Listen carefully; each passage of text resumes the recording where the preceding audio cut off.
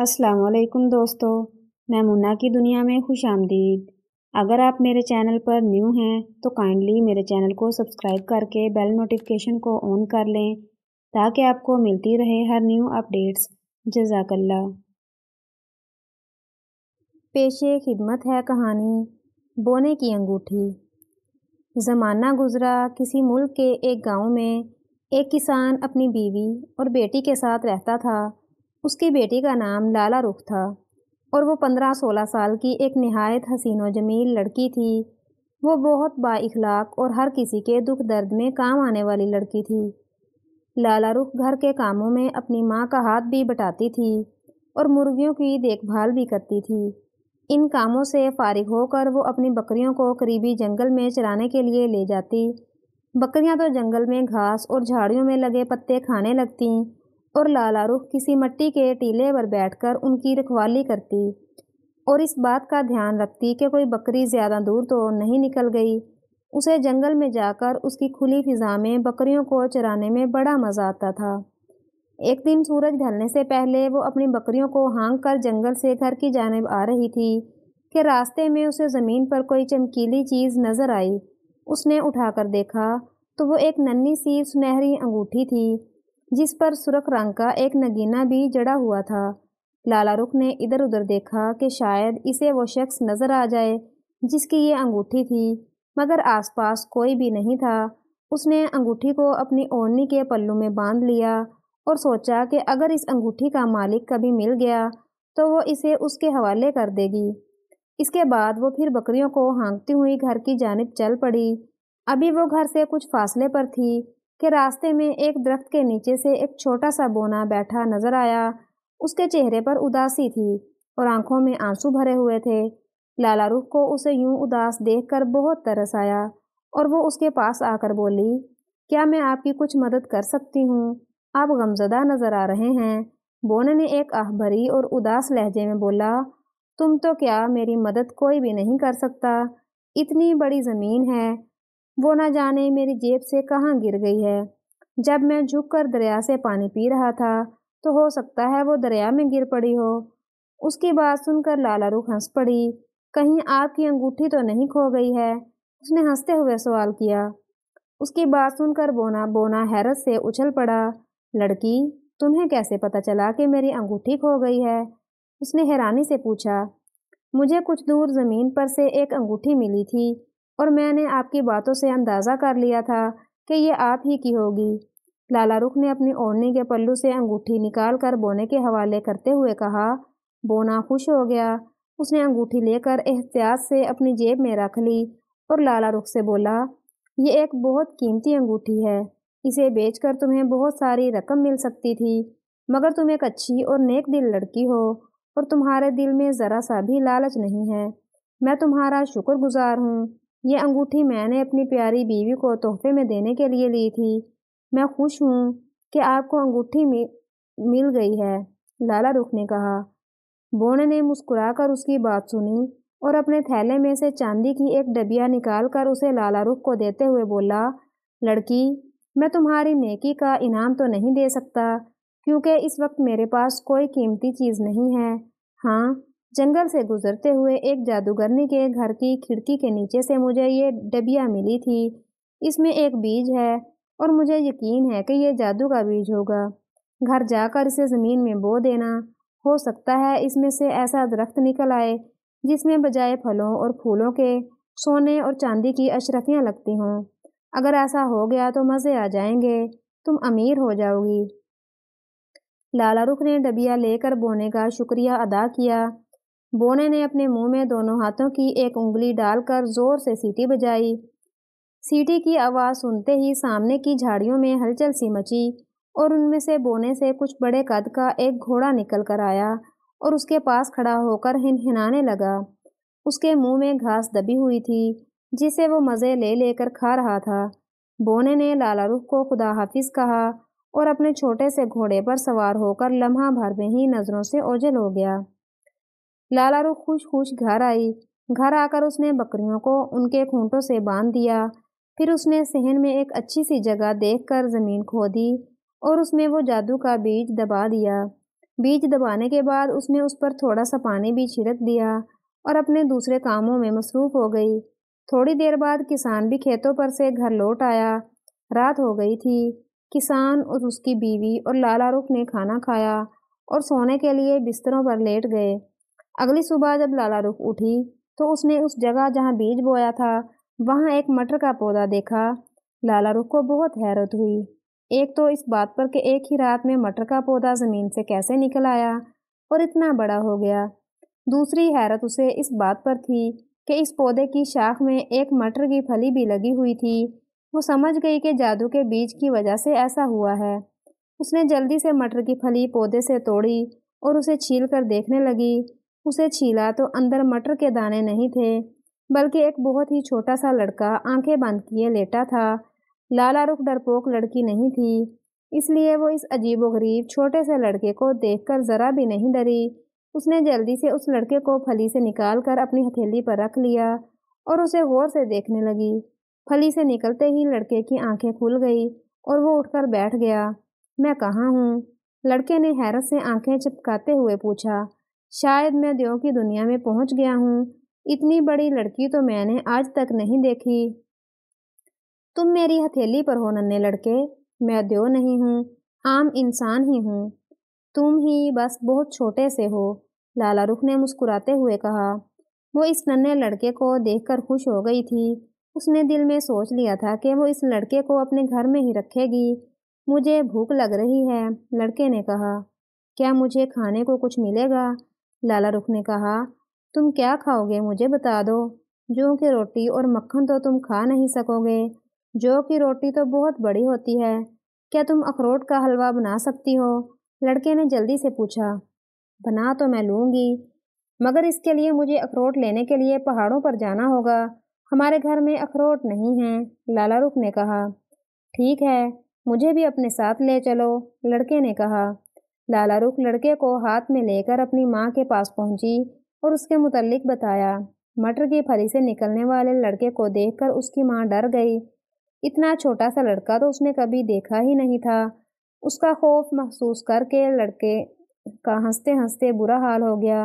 वो अपनी हंसी को रोकने की कोशिश करते हुए बोला, आप इतनी बड़ी होकर मुझसे डर गई हैं, मगर मैं इतना छोटा होने के बावजूद भी आपसे नहीं डरा।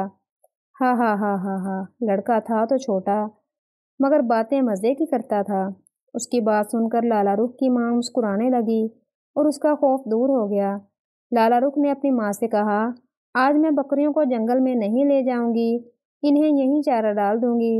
मुझे पहाड़ों पर जाकर वहाँ से अखरोट लेना है, ताकि इस नन्हे लड़के के लिए हलवा बना सकूं।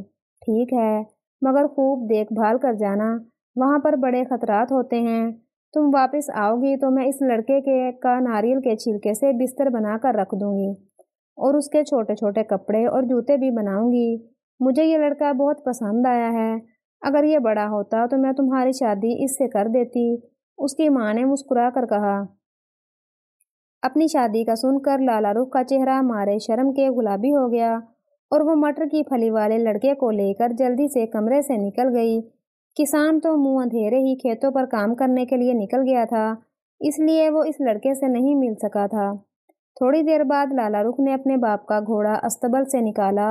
लड़के को एक छोटी सी जाली वाली मखमली थैली में रखकर थैली को अपने गले में लटकाया और घोड़े पर सवार होकर पहाड़ों की जानिब रवाना हो गई। पहाड़ों के पास पहुंचकर वो थोड़ी देर सुस्ताने के लिए एक जगह दरख्तों की घनी छांव में बैठ गई। घोड़े को उसने एक दरख्त से बांध दिया था। उसने लड़के को थैली से निकाल कर अपनी हथेली पर रख लिया। वो दिलचस्पी से चारों तरफ देख रहा था। लाला रुख ने कहा, अब हम यहाँ सुकून से कुछ देर बैठते हैं। तुम मुझे अपने मुतल्लिक बताओ कि तुम कौन हो और इस मटर की फली में कैसे पहुँचे। मुझे तो ये सब जादू की बातें लग रही हैं। लड़के ने कहा, तुम ठीक समझी हो, यह सब एक जालिम जादूगरनी का किया धरा है। ठहरो, मैं शुरू से तुम्हें पूरी कहानी सुनाता हूँ। मेरा नाम दिलावर है। मैं भी आम लड़कों की तरह था और अपने माँ बाप के साथ एक गांव में रहता था। एक दफ़ा गांव में वबाई अमराज फूट पड़े, जिससे मेरी माँ इस दुनिया से चल बसी। इस वक्त मेरा कोई 8 साल की थी। कुछ दिनों बाद मेरे बाप ने दूसरी शादी कर ली ستیلی ماں کا سلوک میرے ساتھ اچھا نہ تھا۔ وہ ذرا ذرا سی بات پر مجھے دھن کر رکھ دیتی تھی، اور شام کو جب میرا باپ گھر آتا تو اس سے میری سچی جھوٹی شکایتیں کرتی۔ ان شکایتوں کو سن کر میرا باپ غصے میں آ جاتا اور میری پٹائی شروع کر دیتا۔ انہی حالات میں سالوں گزر گئے اور میں 18 سال کا ہو گیا۔ ایک روز میری ستیلی ماں کی شکایت پر میرا باپ اتنا ناراض ہوا کہ پہلے تو اس نے مجھے خوب مارا پیٹا، پھر مجھے گھر سے نکال دیا اور مجھ سے کہا کہ اب میں کبھی اسے اپنی شکل نہ دکھاؤں۔ میرا اس دنیا میں کوئی ٹھکانہ نہیں تھا۔ میں پریشانی کے عالم میں ایک طرف کو چل پڑا۔ مجھے کچھ پتہ نہیں تھا کہ میں کدھر جا رہا ہوں۔ چلتے چلتے میں ایک جنگل میں پہنچ گیا۔ وہاں میں نے ایک عجیب سا پراسرار سیاہ رنگ کا محل نما ایک گھر دیکھا۔ مجھے زوروں کی بھوک لگ رہی تھی۔ میں نے سوچا کہ شاید مجھے اس گھر سے کھانے کی کوئی چیز مل جائے۔ میں اس گھر میں داخل ہو گیا۔ ہر طرف سکوت طاری تھا۔ ایک کمرے میں نے ایک نہایت بدصورت جادوگرنی کو دیکھا۔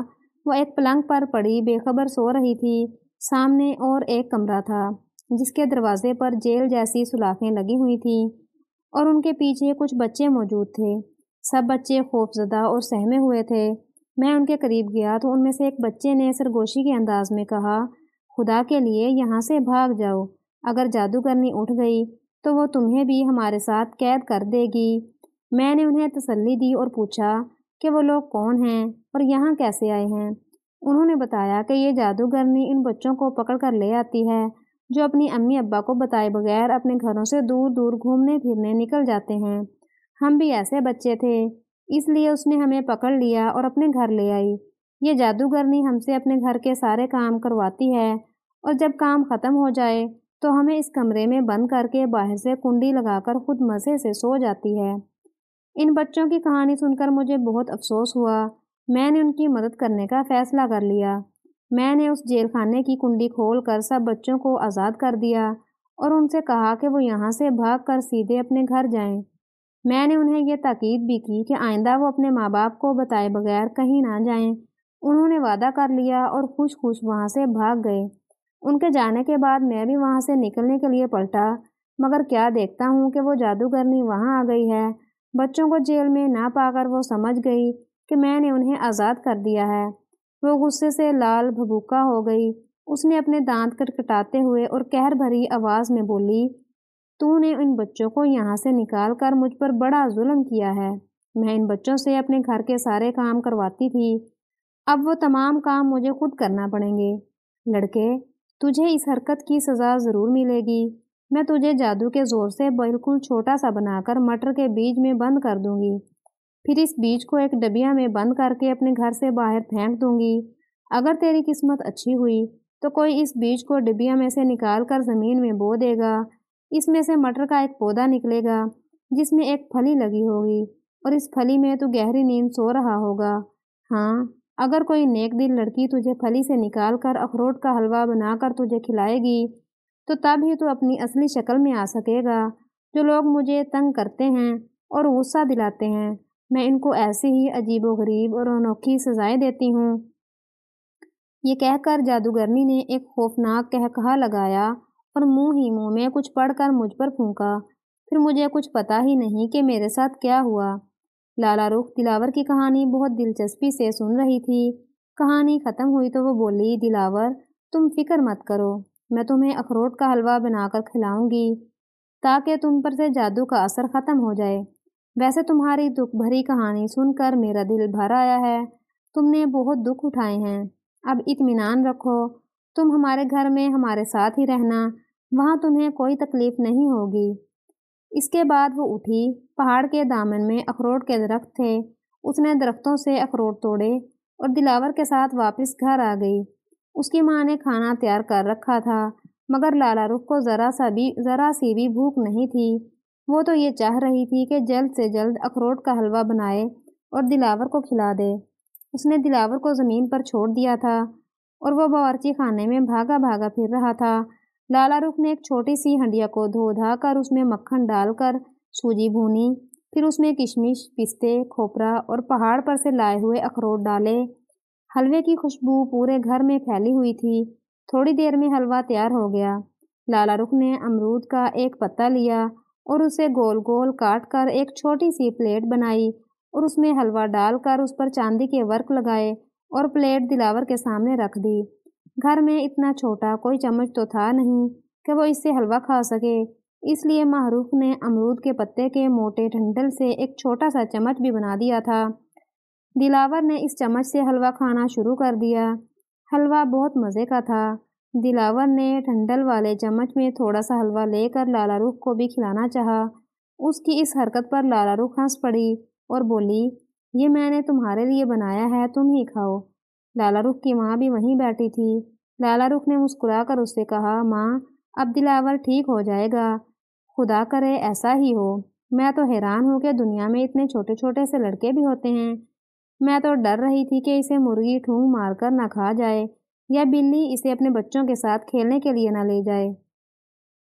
لالا رخ نے اپنی ماں کو دلاور کی پوری داستان شروع سے آخر تک سنا دی۔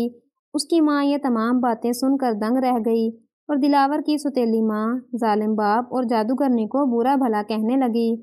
اچانک وہ دونوں چونک گئیں۔ کھلی کھڑکی سے دھند کے ساتھ رنگوں کی روشنی اندر آنے لگی اور دلاور کو اپنے حصار میں لے کر اس کے گرد چکر کاٹنے لگی۔ یہ روشنی اتنی تیز تھی کہ لالا رخ اور اس کی ماں کی آنکھیں خیراں ہو گئیں۔ جب روشنی کے 3 چکر پورے ہو گئے تو اس روشنی میں سے 17-18 سال کا ایک نہایت حسین و جمیل لمبے قد کا نوجوان لڑکا برآمد ہوا اور اس کے ساتھ ہی رنگ برنگی روشنی غائب ہو گئی۔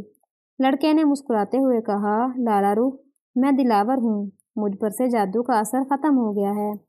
لالا رخ نے یہ سنا تو وہ خوش ہو گئی۔ اس کی ماں بھی حیرت بھری نظروں سے دلاور کو دیکھے جا رہی تھی۔ وہ کسی شہزادے کی طرح خوبصورت تھا۔ اتنی دیر میں کسان بھی دوپہر کا کھانا کھانے گھر آ گیا۔ اس نے دلاور کو دیکھا تو اپنی بیوی سے اس کے متعلق پوچھا۔ اس کی بیوی نے ساری کہانی اسے بھی سنا دی۔ کسان کو جب تمام باتیں پتہ چلی تو وہ بہت حیران ہوا۔ سب نے مل کر کھانا کھایا۔ فیصلہ یہ ہوا کہ اب دلاور ان کے ساتھ ہی رہے گا۔ وہ بھی بخوشی راضی ہو گیا۔ جب کسان دوبارہ کھیتوں پر چلا گیا تو دلاور، لالا رخ اور اس کی ماں تینوں باتوں میں مصروف ہو گئے۔ دلاور نے لالا رخ کی ماں سے کہا، بس اب تو میرے دل میں ایک ہی خوف ہے۔ لالا رخ اور اس کی ماں اس کی طرف سوالیہ نظروں سے دیکھنے لگیں۔ جب اس نے مزید کچھ نہیں کہا تو لالا رخ کی ماں نے پوچھا، دلاور بیٹا کیسا خوف؟ یہی کہ آپ اپنی بات نہ بھول جائیں۔ دلاور نے جھوٹ موٹ کی اداسی سے کہا، کون سی بات؟ لالا رخ کی ماں نے حیرت سے پوچھا، وہی بات جو آپ نے آج صبح کی تھی کہ اگر یہ بڑا ہوتا تو میں اس کی شادی لالا رخ سے کر دیتی۔ لالا رخ تو یہ سن کر شرما گئی، مگر اس کی ماں ہنس کر بولی، جب میں نے ایک بات کہہ دی تو کہہ دی، میں اسے کیوں کر بھولوں گی۔ تھوڑے دنوں بعد دلاور اور لالا رخ کی شادی ہو گئی۔ دلاور اب گھر بار والا ہو گیا تھا۔ اس کو گھر چلانے کے لیے کوئی کام تو کرنا ہی تھا، اس لیے وہ کسان کے ساتھ کھیتوں پر جانے لگا۔ وہ بہت محنتی اور جفا کش لڑکا تھا۔ وہ کھیتوں پر صبح سے شام تک کام کرتا، پھر کسان اپنے کھیتوں میں سبزیاں وغیرہ ہی اگاتا تھا۔ مگر دلاور نے گندم، گنا، جو، باجرہ اور مختلف قسموں کی دوسری فصلیں بھی اگانا شروع کر دی تھی، جن کو بیچ کر کسان کو بہت سارے پیسے ملنے لگے۔ اتنے پیسے تو اس نے زندگی بھر نہیں کمائے تھے۔ ان پیسوں کو جمع کر کر کے تھوڑے ہی دنوں میں انہوں نے ایک بڑا سا گھر بھی بنا لیا اور پھر سب ہنسی خوشی زندگی گزارنے لگے۔ پیارے دوستو، اگر سٹوری پسند آئی ہو تو سٹوری کو لائک اور شیئر کرنا مت بھولیں اور مزید اس طرح کی ویڈیوز کے لیے میرے چینل کو سبسکرائب کریں۔ جزاک اللہ۔